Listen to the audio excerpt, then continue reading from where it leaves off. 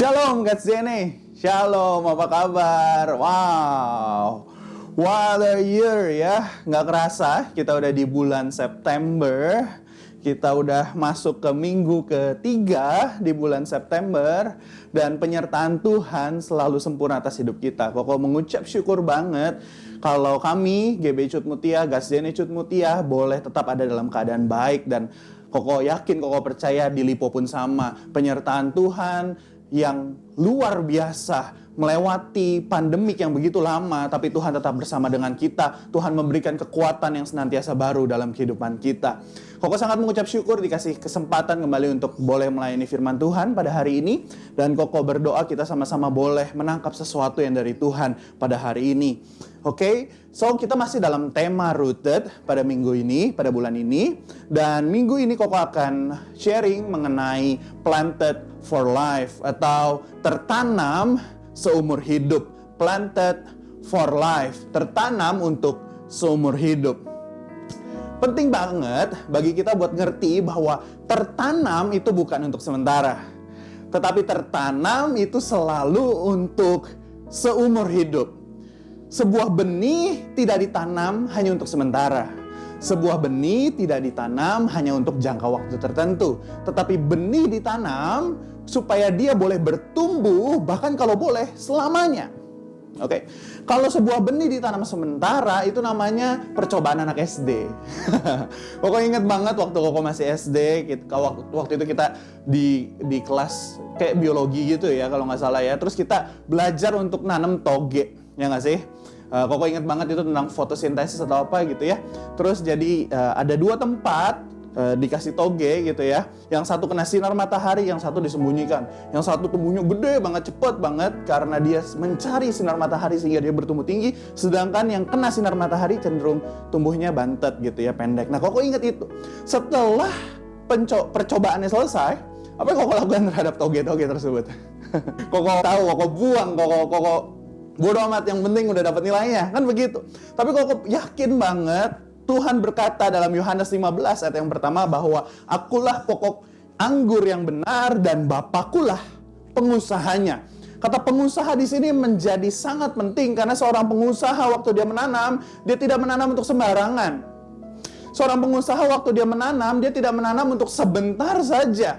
Bayangkan kalau kalian adalah pengusaha, kalau kalian punya kebun anggur, kalau kalian punya kebun apel, oke, kalian tentu tidak menumbuhkan benih apel hanya untuk seminggu dibuang, hanya untuk melihat seminggu pertumbuhan dan lantas dibuang. No, Koko percaya kalau kalian seorang pengusaha, kalian akan tunggu sampai apelnya berbuah. Kalian akan sirami, pupuki sampai berbuah. Sampai kapan? Sampai selama-lamanya kalau bisa. The greater the value, the better. Semakin besar value-nya, semakin baik. Kalau bisa satu pohon tuh selama-lamanya. Itu yang diinginkan sama Tuhan dalam kehidupan kita. Bukan tertanam yang sebentar, tapi tertanam yang selama-lamanya. Waktu Tuhan memutuskan untuk memilih kita, karena firman Tuhan jelas banget, bukan kamu yang memilih aku, tetapi aku yang memilih kamu, kata firman Tuhan, kata Tuhan. So waktu Tuhan memutuskan untuk memilih kamu, Dia tidak berhenti untuk mengusahakanmu sampai kamu berbuah. Dia tidak akan berhenti untuk mengusahakanmu sampai kamu berbuah waktu Dia telah memilih kamu. Dia ingin mengerjakan kehidupanmu. Dia ingin bekerja dalam kehidupanmu. Dia ingin membantu kamu untuk berbuah. Dia ingin membuat kamu subur. Dia ingin menyirami kamu sampai kamu berbuah. Mazmur 139 ayat 7 sampai ke yang 10 sangat jelas mengenai hal ini. Ini adalah Mazmur Daud dan Koko sangat suka sama Mazmur ini. Kita sama-sama buka Mazmur 139 ayat 7 sampai ke yang 10.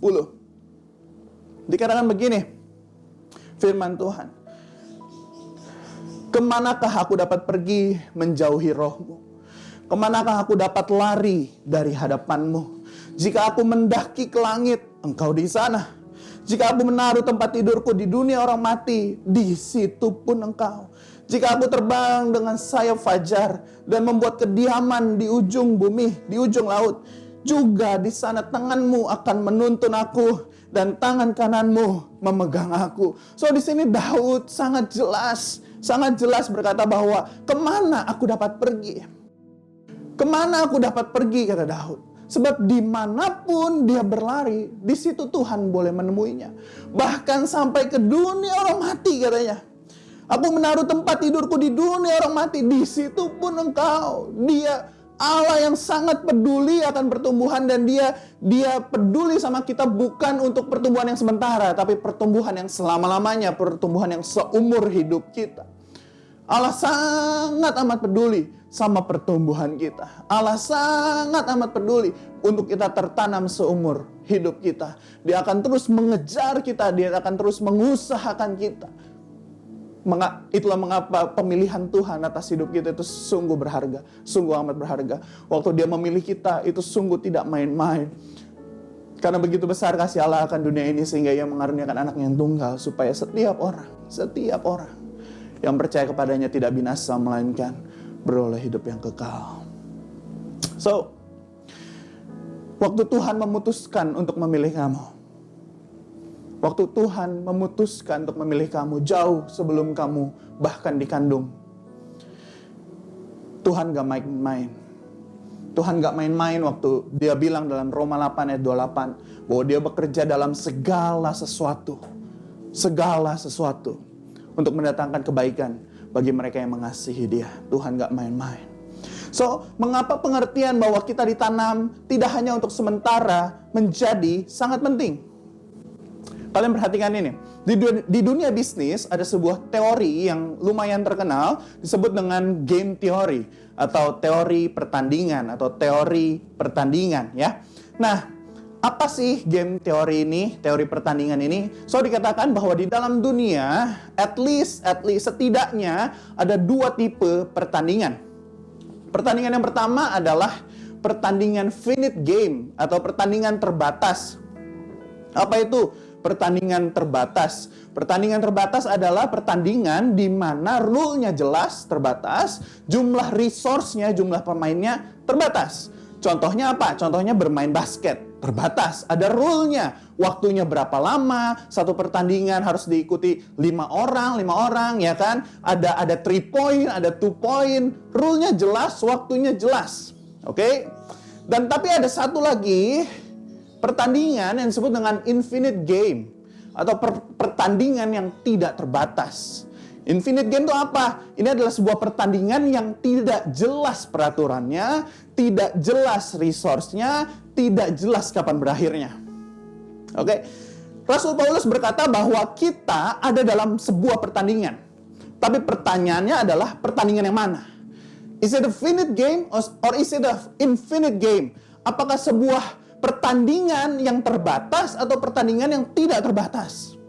Coba kita lihat baik-baik pertandingan kita, pertandingan iman kita. Apakah pertandingan kita rule-nya terbatas? Apakah rule-nya jelas? Pertandingan iman kita? Aku rasa tidak. Apakah jumlah orangnya jelas? Aku rasa tidak. Apakah resource-nya jelas? Tidak. Jadi akan sangat salah untuk kita berpikir bahwa pertandingan iman kita berbicara tentang waktu yang sementara, waktu yang terbatas, sedangkan Tuhan maunya pertandingan iman kita bukan melawan darah dan daging, tetapi untuk melawan penguasa di udara. Artinya pertandingan iman kita tuh seumur hidup, bukan tentang menang, bukan tentang kalah, tapi tidak terbatas waktunya. Sampai kita mati, sampai kita menyelesaikan pertandingan dengan baik. Itu kata Rasul Paulus. So, apa maksudnya dalam kehidupan kita? Maksudnya itu seperti ini, teman-teman. Kita ada di bumi bukan untuk kita menjadi orang Kristen, bukan untuk menjadi lebih baik daripada orang Kristen lainnya. Harus ngerti ini.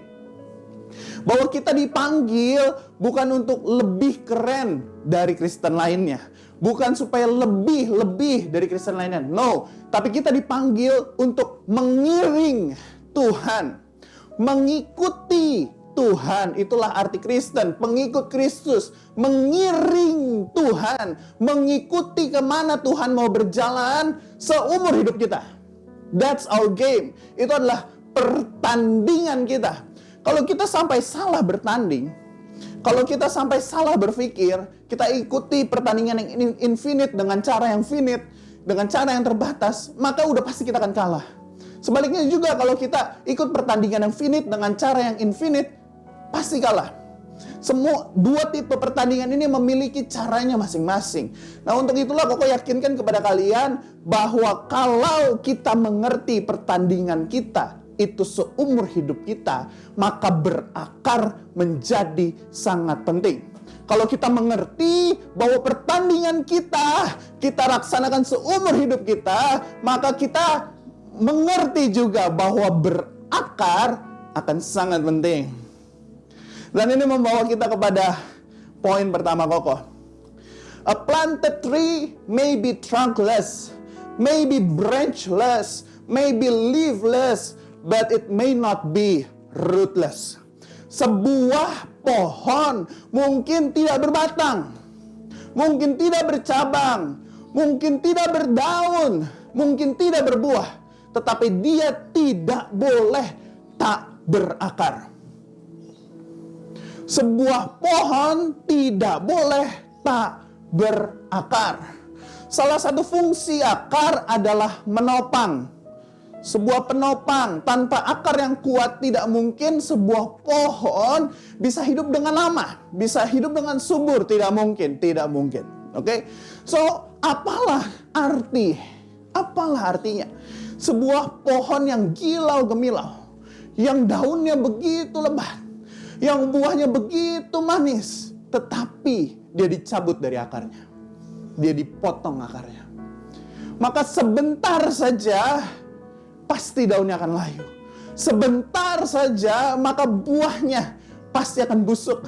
Sebentar saja maka daunnya berguguran. Trunk may be gone, branch may be gone, leaf may be gone, even fruit may be gone, but root, akar, tidak boleh pernah hilang dalam kehidupan sebuah pohon. So, malu kita kalau kekristenan kita hebat dan putih di luar, tetapi gelap dan bobrok di dalam. Malu kita kalau kekristenan kita begitu gilau gemilau daunnya, begitu rasanya manis banget buahnya, tetapi akarnya tidak ada.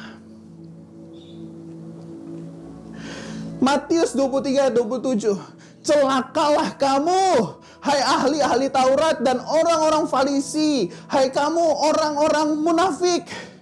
Koko reward ya. Celakalah kamu, hai orang-orang Kristen, hai kamu orang-orang munafik, sebab kamu sama seperti kuburan yang dilabur putih, yang sebelah luarnya memang bersih tampaknya, tetapi yang sebelah dalamnya penuh tulang belulang dan pelbagai jenis kotoran.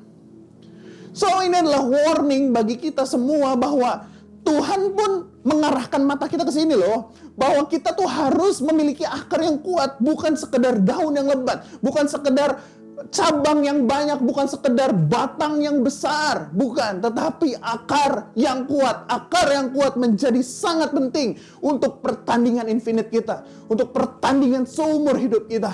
Kecuali kamu memang ternyata berniat untuk menjadi orang Kristen hanya selama SMP saja. Hanya selama di Lipo saja. Nanti kalau sudah keluar dari Lipo, aku sudah kuliah di Jakarta, aku gak perlu lagi tertanam. Well, a shame. Sebab Tuhan pasti mengejar kamu waktu Dia sudah memilih kamu. Kemanapun kamu lari, pasti ditangkap sama Tuhan. Itu adalah janji Tuhan. Itulah janjinya. So, Koko pengen bertanya sama kita, apa gunanya kalau begitu? Kita pelayanan, Senin sampai Minggu.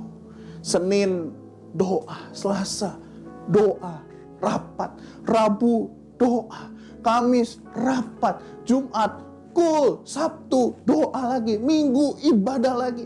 Apa gunanya kita melakukan pelayanan yang begitu rupa keluar? Tetapi keluarga kita sendiri tidak kita jamah. Keluarga kita sendiri terbengkalai. Keluarga kita sendiri tidak kita layani. Buat apa? A root berbicara, akar berbicara tentang support system. Tentang orang-orang terdekat kita yang mensupport kita. Buat apa pelayanan kita begitu hebat di luar, tapi ternyata keluarga sendiri tidak melayani, tidak kita layani. Buat apa kita begitu excited gitu ya waktu ibadah, tos sama Asher, tapi di rumah sendiri meluk mama itu rasanya males. Meluk mama itu rasanya nggak bakal terjadi dalam hidupku. Meluk papa itu rasanya nggak mungkin gue meluk bapak gue. Tapi kalau di gereja peluk kiri kanan, pelukannya hebat. Buat apa? Sebab Tuhan peduli sama akar. Tuhan mau kita peduli sama root system kita, sama support system kita. Fungsi akar adalah support orang-orang terdekat kita. Tuhan ingatkan bahwa kita diutus pertama-tama ke Yerusalem, sebelum ke Yudea, sebelum ke Samaria. Kesalahan pertama orang Kristen yang masuk dalam pelayanan adalah mereka melayani keluar tapi lupa melayani di dalam. Dan ini pun terjadi sama hidup Koko. Beberapa waktu yang lalu Koko ingat Koko sedang ada dalam sebuah persimpangan. Koko bingung untuk mengambil sebuah keputusan dan Koko tanya Tuhan, aku ini harus bagaimana? Aku pengen tambah dekat sama Tuhan, tapi pekerjaanku nih gimana Tuhan? Terus tiba-tiba Tuhan langsung impresikan di hati Koko, coba kamu tuliskan apa yang kamu pedulikan dalam kehidupanmu. Karena kamu hanya bisa berdampak dengan apa yang kamu pedulikan. Wow. Koko langsung catat, Koko mulai dengan apa yang tidak Koko pedulikan. Koko tulis di situ, aku gak peduli sama mobilku. Aku gak peduli sama apa yang aku miliki ya Tuhan. Aku gak peduli sama harta bendaku selama keluargaku masih bisa makan, keluargaku masih bisa hidup layak. Terus kemudian aku tulis lagi, aku gak peduli sama jabatanku di kantor. Aku gak peduli sama mukaku Tuhan.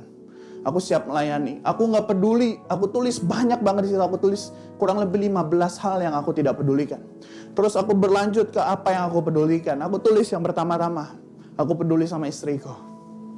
Yang kedua, aku peduli sama anak-anakku. Terus yang ketiga, aku peduli sama orang-orang yang terdekat sama aku, sama papa mamaku, sama keluarga besarku. Aku peduli sama mereka, tapi aku gak peduli sama orang-orang yang terlalu jauh dari aku. Aku peduli sama orang-orang yang terdekat dengan aku. Aku tulis begitu. Dan waktu aku tulis seperti itu, tiba-tiba Tuhan ingetin, lalu kenapa kamu bekerja sampai 12 jam sehari, sampai 12 jam kamu bekerja sehari, tapi kamu tidak sempatkan waktu, bahkan 1 jam lah sehari, untuk istrimu, untuk anak-anakmu. Wah, Koko begitu terpukul. Koko begitu terpukul. Sejak saat itu, Koko batasi jam kerja Koko cuma 9 jam. Benar-benar 9 jam. Dan Koko pakai 3 jam lainnya untuk sungguh-sungguh bersama dengan keluarga. Mulai hari itu, setiap jam 6 sore, Koko selalu sudahi pekerjaan Koko. Koko lantas bawa anak-anak Koko buat jalan-jalan, walaupun sudah malam gitu ya. Membawa mereka naik mobil sama istri Koko. Beli apalah, beli makanan lah yang manis-manis. Ngobrol-ngobrol sama mereka, main di rumah. So, keluarga sangat penting. Bahkan di tengah pandemik ini adalah kesempatan yang emas buat kita melayani keluarga kita. Pandemik ini sengaja dikasih sama Tuhan supaya kita kembali ke Yerusalem. Supaya kita kembali melayani Yerusalem kita. Kenapa melayani support system kita yang terdekat sama kita itu menjadi sangat penting? Karena begini teman-teman, dikatakan di Roma 11 ayat yang ke-16 begini, jikalau roti sulung adalah kudus, maka seluruh adonan juga kudus. Dan jikalau akar adalah kudus, maka cabang-cabang juga kudus. Ulangi, jikalau akar adalah kudus, maka cabang-cabang adalah kudus. Jika support sistemmu terlayani dengan baik, jika kamu masuk ke komunitas yang kudus, support sistemnya kudus, akarnya kudus, maka cabang-cabangnya, batang-batangnya, daun-daunnya kudus. Maka hidupmu kudus. Karena kenapa? Kamu dikelilingi sama support system yang kudus. Itulah kenapa penting banget buat masuk dalam kul, dalam komunitas yang kudus. Karena komunitas yang kudus itulah yang akan membuat hidup kamu semakin masuk dalam kekudusan dan bukan sebaliknya. Jangan remehkan komunitas yang baik. Jangan remehkan keluarga yang terlayani dengan baik. Akar yang kudus membuat batang yang kudus. Akar yang kudus membuat cabang-cabang yang kudus. Ada amin? Yang mengerti katakan amin. Oke, so itu yang pertama. A planted tree may be trunkless, may be branchless, may be leafless, but it may not be rootless. Yang kedua, a planted tree is always green throughout the year because of the care given by the planter. Sebuah pohon yang tertanam pasti hijau sepanjang musim karena ada seseorang yang menjaga mereka. Oke. Karena ada care, karena ada perhatian, ada yang nyiramin tanamannya. Sebuah tanaman yang tertanam dan bukan tanaman yang liar akan green, akan hijau sepanjang tahun karena ada yang menyirami mereka.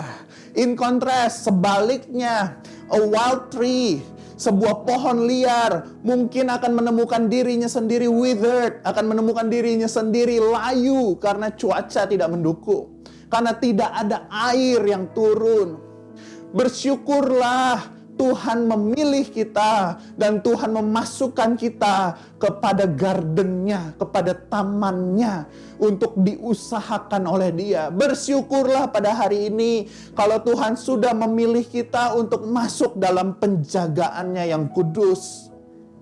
Kolose 2 ayat yang ke-7 berkata seperti ini, hendaklah kamu berakar di dalam Dia dan dibangun di atas Dia. Hendaklah kamu berakar di dalam Dia dan dibangun di atas Dia. Berakar di dalam Kristus. Oke, kamu punya akar dan akarmu harus berada di dalam Kristus. Dan kemudian bertumbuh, dibangun di atas Dia. Ini sangat penting untuk kita perhatikan. Hanya ada 2 tempat untuk kita bertumbuh. Hanya ada 2 tempat untuk kita bertumbuh. Di dalam dunia atau di dalam Dia. Di dalam dunia atau di dalam Dia. Tuhan kita. Hanya ada 2 tempat ini. Mungkin kamu berkata, aku punya support system yang baik kok. Aku punya geng teman-teman yang baik kok. Mereka memang tidak mengenal Tuhan. Mereka memang bukan komunitas rohani. Tapi kami nggak ngelakuin hal yang buruk. Kami nggak pergi-pergi clubbing. Kami nggak aneh-aneh. Kami komunitas yang baik. Kami komunitas yang baik kok. Buat apa aku join lagi ke Kul? Aku udah punya komunitas yang baik. Aku sudah punya kelompok yang baik. So, waktu kamu berkata seperti itu, sebenarnya waktu kamu memutuskan untuk seperti itu, sebenarnya kamu sedang memutuskan untuk berakar di luar penjagaan Tuhan. Ya, teman-teman kamu mungkin baik, tapi teman-teman kamu bukan Allah yang maha baik. Bukan Tuhan yang siap menjaga kamu kapanpun. Bukan penjaga yang akan selalu ada bersama-sama dengan kamu. Kok berani ngomong seperti ini? Sebab Tuhan itu lebih. Waktu kita tertanam dalam komunitas yang baik, waktu kita tertanam dalam kul yang baik, maka mereka, kakak-kakak rohani itu akan menjadi penjaga yang baik. Akan menjadi penjaga yang kudus bagi kamu. Sedangkan teman-teman kamu hanya bisa memberikan nasihat dari dunia. Hanya bisa memberikan nasihat dari dunia, bukan memberikan nasihat dari Dia, dari Tuhan sebagai sumbernya.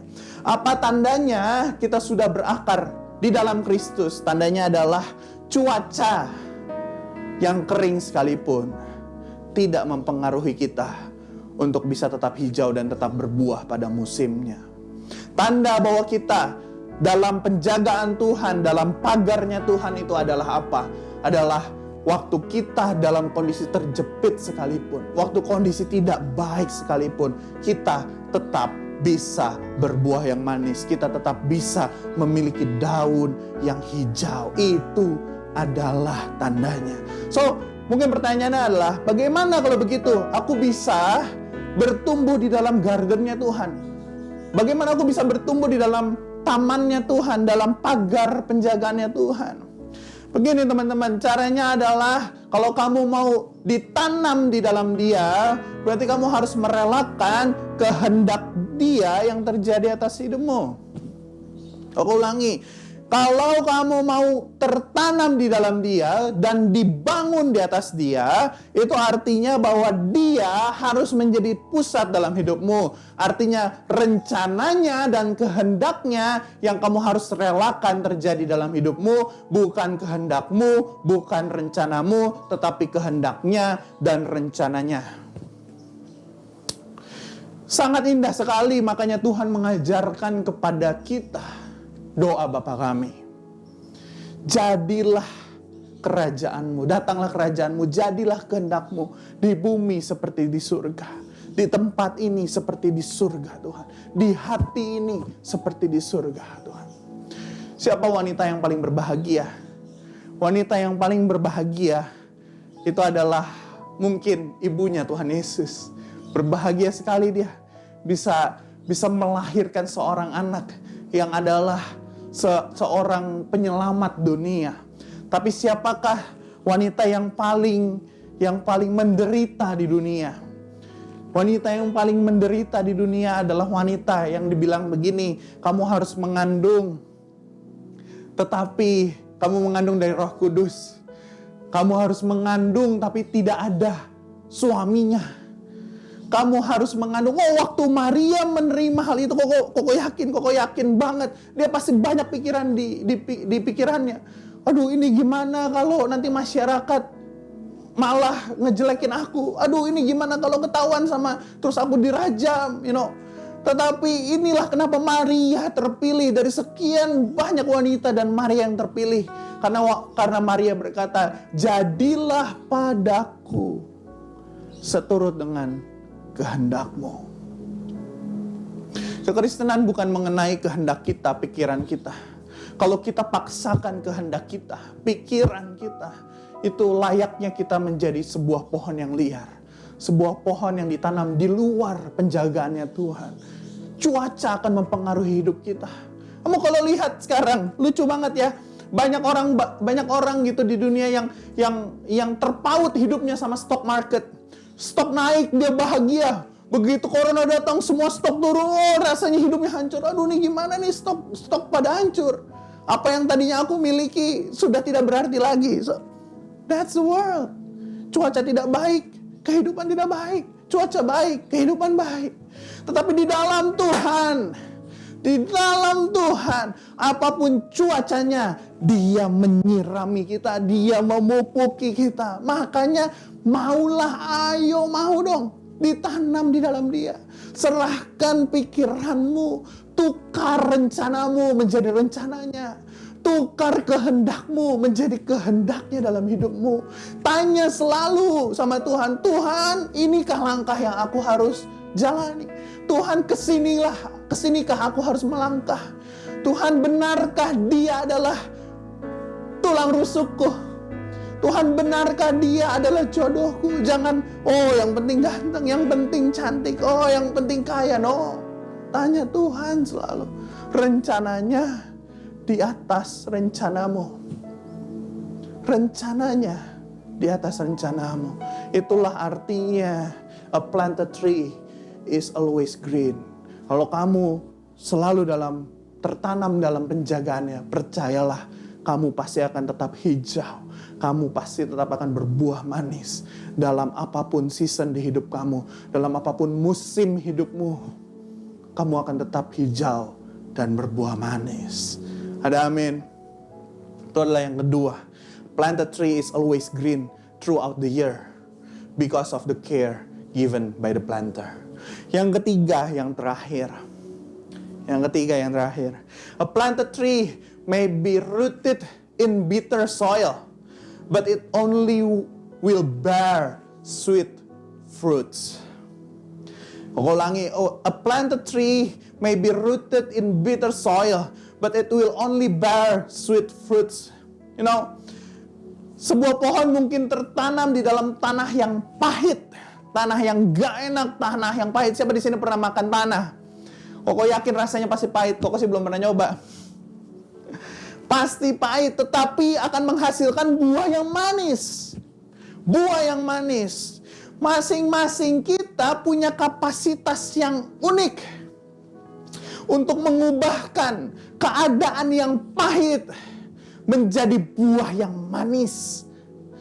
Koko ulangi, masing-masing kita punya kapasitas yang unik untuk mengubah keadaan yang pahit di sekeliling kita menjadi buah yang manis bagi orang di sekeliling kita.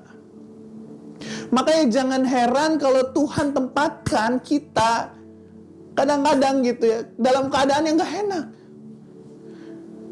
Justru dalam keadaan yang tidak enak lah. Kamu harus berbuah manis. Tuhan sedang memberikan nutrisi terbaiknya waktu dia memberikan pelajaran melalui hal-hal yang pahit dalam hidupmu. Sebuah pohon dia punya 1000 alasan untuk mengeluh mungkin. Dia punya alasan terik cahaya yang panas. Dia punya alasan mungkin air yang tawar rasanya. Dia punya alasan mungkin tanah yang pahit. Sama, kita juga punya alasan mungkin, aduh kerjaanku gak enak. Aku pengennya jadi dokter tapi gak ada duit. Aduh, aku tuh pengennya fotografi tapi malah jadi akuntan. Kamu mungkin punya 1000 alasan buat mengeluh, tapi pilihlah untuk menghasilkan buah yang baik daripada mengeluh. Pilihlah untuk mengeluarkan, untuk menyerap segala yang pahit itu menjadi pelajaran yang berharga bagi hidupmu, supaya nanti keluarnya manis. Waktu dirasakan oleh orang-orang di sekeliling kamu, manis rasanya, manis buahnya. Wah, kok sangat mengucap syukur banget. Dan buah berbicara tentang 2 hal, hanya 2 hal. Yaitu 1, anak rohani. Dan yang kedua adalah berkat yang dirasakan oleh orang lain. Mengapa kok sebut anak rohani bukan sekedar jiwa-jiwa? Karena buah itu hasil kandunganmu sendiri, itu buah. Sebuah buah dia dihasilkan oleh essence, oleh sari-sari makanan dari pohon itu sendiri. So Koko pengen urge kalian bukan sekedar membawa jiwa ke gereja, bukan sekedar itu, tapi kalian berdoa bagi mereka. Kalian melahirkan mereka, itu artinya anak rohani, melahirkan mereka. Yang tadinya gak percaya sama Tuhan, tadinya teman-teman kamu yang mungkin, sahabat kamu bahkan mungkin, yang gak percaya sama Tuhan, kamu bawa dalam doa, itu artinya melahirkan anak rohani. Jangan sekedar membawa jiwa ke gereja. Oh, kok kalau gitu nggak usah dong bawa jiwa ke gereja. No. Tetap bawa jiwa ke gereja. Tetapi kok minta satu hal lebih dari itu. Kamu berdoa untuk mereka. Melahirkan mereka. Supaya yang kamu bawa ke gereja bukan sekedar menjadi jiwa yang digembalakan oleh orang lain. Tapi menjadi jiwa anak rohanimu sendiri. Yang keluar dari keluhanmu dari eranganmu. Waktu kamu masuk dalam doa. Dan yang kedua adalah buah tidak dirasakan oleh pohon itu sendiri. Buah selalu dirasakan oleh orang lain. Waktu kita berbuah dari sesuatu yang pahit, mungkin kita nggak ngerasain akibat dari ucapan syukur kita. Aduh, nih Alkitab bilang kita harus mengucap syukur dalam segala keadaan. Ngapain sih? Memang kamu nggak ngerasain waktu kamu mengucap syukur itu rasanya langsung mengucap syukur langsung boom gitu, langsung berubah keadaan. No, kamu mengucap syukur, orang lain melihat perbuatanmu yang baik lalu memuliakan Allah. Orang lain yang melihatmu bisa berkata, wow, bahkan dalam kejadian seperti itu dia masih bisa mengucap syukur. Betapa dahsyatnya orang yang bertemu sama Tuhan. Betapa dahsyatnya orang yang tertanam dalam Tuhan. Memuliakan Allah di balik semuanya. Itu yang Tuhan cari dalam kehidupan kita. Ada amin. Yang ketiga, yang terakhir, a planted tree may be rooted in bitter soil, but it will only bear a sweet fruits. Koko selesai sampai di sini.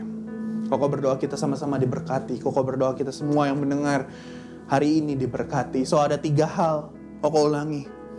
Planted for life itu berbicara tentang a planted tree may be trunkless, may be branchless, may be leafless, but it may not be rootless. Yang kedua, a planted tree is always green throughout the year because of the care given by the planter.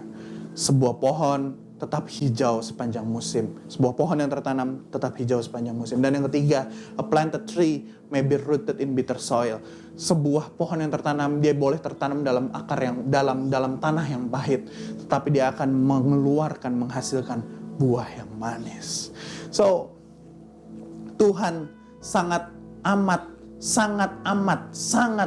ingin kita berakar dalam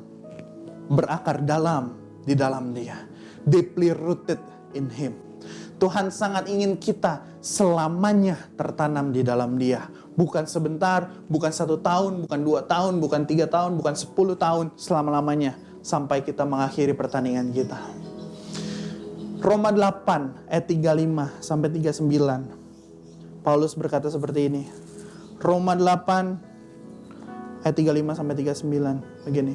Siapakah yang akan memisahkan kita dari kasih Kristus? Penindasan atau kesesakan atau penganiayaan atau kelaparan atau ketelanjangan atau bahaya atau pedang, seperti ada tertulis, oleh karena engkau kami ada di dalam bahaya maut sepanjang hari, kami telah dianggap sebagai domba-domba sembelihan. Tetapi dalam semuanya itu kita lebih daripada orang-orang yang menang oleh Dia yang telah mengasihi kita. Sebab aku yakin bahwa baik maut maupun hidup, baik malaikat-malaikat maupun pemerintah-pemerintah, baik yang ada sekarang maupun yang akan datang, atau kuasa-kuasa, baik yang di atas maupun yang di bawah, ataupun suatu makhluk lain, tidak akan dapat memisahkan kita dari kasih Allah yang ada di dalam Kristus Yesus Tuhan kita. Kenapa Paulus bisa sangat yakin bahwa bahkan pedang kematian, kelaparan, ketelanjangan tidak bisa memisahkan kita dari kasih Kristus? Kenapa Paulus bisa ngomong seperti itu?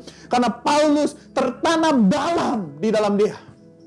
Tuhan menginginkan hal yang sama dalam kehidupan kita, tertanam dalam kehidupan, dalam Dia. Sehingga walaupun batang kita sekalipun dipotong, daun-daun kita dirontokkan, buah kita dicuri, batang kita diremukkan, tapi karena kamu tertanam di dalam Dia, kamu akan selalu bertunas sebuah pengharapan yang baru. Kamu akan selalu bertunas yang baru di hadapan Tuhan. Oh, berdoa kita semua ngerti ini. Kenapa? Tuhan sangat ingin kita ada tertanam di dalam Dia. Hal yang terakhir, ironis sekali, sangat amat ironis sekali. Kita boleh tertanam di dalam Dia, kita boleh berakar di dalam Dia, tapi kita tidak pernah mau mengambil sari-sari makanan yang telah disediakan oleh Dia. Sangat ironis bagi seorang Kristen kalau dia sudah tertanam, tapi dia nggak mau untuk menyerap sari-sari di dalam tanah itu. Fungsi akar, tadi Koko sempat mention bahwa salah satu fungsi akar adalah sebagai penopang. Tapi fungsi akar yang lain dia adalah untuk menyerap nutrisi yang ada di dalam tanah. Sangat amat disayangkan kalau kita sudah tertanam di tanah yang baik, tapi kita nggak mau menyerap unsur-unsur yang baik dari tanah tersebut. Gimana bisa kok bisa bilang sebuah akar tidak menyerap unsur-unsur yang baik? Oh, tentu bisa. Kalau kamu tidak tinggal di dalam Dia, kalau kamu tidak terkoneksi dengan Dia, bagaimana caranya kamu bisa mengambil hal-hal yang baik dalam Dia? Kita punya suatu hak yang luar biasa, privilege yang luar biasa banget yang Tuhan kasih dalam hidup kita. Apa itu? Privilege to be connected with Him 24 hours a day. Privilege, sebuah hak untuk ketemu sama Dia kapanpun kita mau, dimanapun kita mau. Kalau Koko pengen ketemu misalnya sama Ko Andreas, Koko harus janjian dulu, betul gak sih? Koko harus janjian dulu ketemunya di mana, jam berapa, ada waktu, ada tempat. Nggak bisa cuma, ayo ketemuan yuk di McD. Pertanyaannya adalah jam berapa, begitu kan? Ya jam 8 malam nanti, ayo ketemuan. Maka kita bisa ketemu, seperti itu. Tapi Tuhan kita adalah Tuhan yang mengatasi ruang dan waktu. Dia adalah Alfa dan Omega, yang awal dan yang akhir. Dan bukan hanya itu, Dia adalah Immanuel. Dia menembus ruangan, Dia menembus waktu. Artinya kapanpun, dimanapun kita mau terkoneksi sama Dia, kita bisa. Kapanpun kita mau terkoneksi sama Tuhan, kita bisa. Ayo serap. Ayo serap tanah yang udah dikasih sama Tuhan dalam kehidupan kita. Apa itu? Saat teduhmu, perhatikan. Perhatikan waktu intimu sama Tuhan. Itu adalah saat-saat kamu menyerap unsur-unsur yang penting dalam kehidupan kamu. Itulah saat-saat penting kamu berserah kepadanya. Walaupun pahit rasanya kehidupan kamu, Tuhan akan ubahkan, Tuhan akan kuatkan hidup kamu. Supaya kamu kuat melewati itu semua. Melewati ke lembah kekelaman sekalipun, kata Mazmur Daud. Aku akan terus melihat kemenangan bersama dengan Tuhan. Gadamu, tongkatmu itu yang menuntun aku. Itu kata Daud. Kok sangat senang sama membaca Mazmur Daud. Kalau kalian baca Mazmur, entah itu pemazmurnya Daud atau yang lain, pemazmur yang lain, mereka selalu mulai dengan kesedihan gitu ya. Oh, musuh di hadapanku. Oh, betapa malangnya aku melihat orang fasik jalan begitu ini, sedangkan aku terjatuh-jatuh, misalnya seperti itu. Mereka mulai selalu dengan keadaan tidak baik. Tetapi di akhir pasalnya, mereka selalu tutup dengan ucapan syukur, kemenangan. Wah, dahsyat banget. Jangan sampai pahitnya hidupmu membuat kamu tidak berbuah. Tapi izinkan bahkan melalui kepahitan dalam hidupmu, melalui lembah kekelaman sekalipun, Tuhan boleh membawa kamu menjadi pemenang, bahkan lebih dari pemenang. Itulah pesan Koko pada hari ini. Semoga kita boleh menangkap suatu hal yang banyak hari ini. Koko berdoa pesan ini tidak sia-sia, tapi pesan ini boleh deeply rooted, boleh masuk dalam hatimu, dan boleh berbuah baik. Mari kita tutup dalam doa. Tuhan, terima kasih Tuhan buat hari ini. Terima kasih Tuhan. Terima kasih buat kebaikan-Mu Tuhan sepanjang hari ini. Terima kasih buat keluarga yang terbaik Kau kasih dalam hidup kami. Terima kasih buat teman-teman terbaik yang Kau kasih dalam hidup kami. Terima kasih buat komunitas yang terbaik dalam hidup kami. Terima kasih buat gereja yang terbaik yang Kau taruh dalam hidup kami. Tuhan, kami mau belajar untuk deeply rooted, untuk tertanam selama-lamanya di dalam bait-Mu ya Tuhan. Kami mau belajar untuk tertanam selama-lamanya Tuhan, dalam-Mu, di dalam-Mu, dan dibangun di atas-Mu. Ajar kami Tuhan untuk mengubah kehendak kami menjadi kehendak-Mu Tuhan. Untuk mengubah rencana kami, impian kami, cita-cita kami menjadi impian dan cita-cita-Mu dalam hidup kami. Hamba berdoa Tuhan untuk setiap anak-anak-Mu yang hari ini mau Tuhan untuk mengubah cita-cita dan masa depannya. Kau pengen mengajak kita semua yang mau untuk mengubah masa depan dan cita-citanya menjadi masa depan dan cita-cita Kristus, untuk menaruh tangan kiri di dada. Seperti ini. Tuhan, hamba berdoa Tuhan untuk setiap tangan-tangan yang boleh ada di dada mereka Tuhan. Hamba berdoa untuk setiap anak-anak-Mu Tuhan, laki-laki dan perempuan Tuhan. Hamba berdoa Tuhan, mereka pada hari ini menyerahkan rencana mereka, impian mereka, cita-cita mereka ke dalam tangan-Mu Tuhan. Mereka pada hari ini Tuhan menyerahkan masa depan mereka ke dalam-Mu Tuhan. Karena mereka mengerti bahwa Engkaulah penjamin masa depan mereka. Bahwa Engkau adalah Allah yang menjamin rencana-Mu pasti terjadi dalam kehidupan mereka. Dan hamba berdoa Tuhan untuk setiap tangan, setiap hati yang sungguh-sungguh Tuhan. Hamba berdoa Tuhan, jadilah kehendak-Mu dalam hidup mereka, sama seperti di surga, seperti di bumi. Jadilah rancangan-Mu atas hidup mereka Tuhan. Jadilah rancangan-Mu sempurna atas hidup mereka Tuhan. Hamba berdoa Tuhan, biar sungguh setiap anak-anak-Mu hari ini mendapat makanan yang baik, mendapat nutrisi yang baik, dan mereka semua boleh berkelimpahan pada hari ini. Terima kasih Tuhan, terima kasih. Kau Allah yang baik, Kau Allah yang luar biasa dalam hidup kami Tuhan. Terima kasih Bapa, terima kasih Tuhan Yesus. Di dalam nama Yesus kami mengucap syukur dan berdoa. Sama-sama kita katakan, amin.